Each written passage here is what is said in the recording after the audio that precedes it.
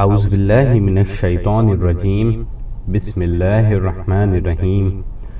محترم سامعین کرام، ہمارے چینل کے چیپٹر عجائب القرآن میں آپ کا خوش آمدید ہے۔ تو سامعین کرام، کیا آپ جانتے ہیں کہ وہ کون سے پیغمبر تھے جن کا ہاتھ روشن ہو جاتا تھا؟ تو جناب اس پیغمبر کو دنیا کلیم اللہ یعنی کہ حضرت موسیٰ علیہ السلام کے نام سے جانتی ہے۔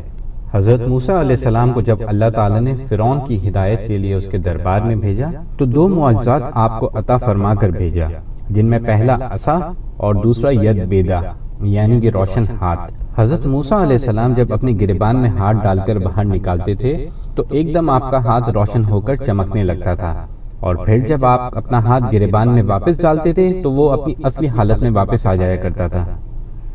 اس معجزے کو قرآن عظیم نے مختلف صورتوں میں بار بار ذکر فرمایا ہے، چنانچہ سورہ طٰہٰ میں ارشاد فرمایا ہے ترجمہ: اور اے موسیٰ، اپنا ہاتھ اپنے بازو سے ملاؤ تو خوب سفید نکلے گا بغیر کسی مرض کے۔ یہ ایک دوسرا معجزہ ہے تاکہ ہم تمہیں اپنی بڑی بڑی نشانیاں دکھائیں۔ تو ناظرین، اس معجزے کو ید بیدا کہا جاتا ہے، جو کہ ایک عجیب و عظیم معجزہ ہے۔ حضرت ابن عباس رضی اللہ تعالیٰ عنہ نے فرمایا ہے کہ حضرت موسیٰ علیہ السلام کے دست مبارک سے رات اور دن میں آفتاب کی طرح نور نکلتا تھا۔ تو ناظرین کرام، یہ تو تھا حضرت موسیٰ کا واقعہ۔ ہمارے ان ایپیسوڈز میں ہم آگے جانیں گے کہ وہ کون سے 12,000 لوگ تھے جو بندر بن گئے تھے۔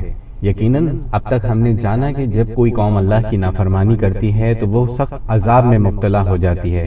اسی طرح کچھ ان قوم کے ساتھ بھی ہوا کہ وہ بندر بنا دیے گئے۔ آپ سے گزارش ہے کہ ہمارے چینل کو سبسکرائب کر کے ہمارے ساتھ بنے رہیے تاکہ آپ کو تمام معلومات بر وقت فراہم ہو سکیں۔ السلام علیکم ورحمۃ اللہ وبرکاتہ۔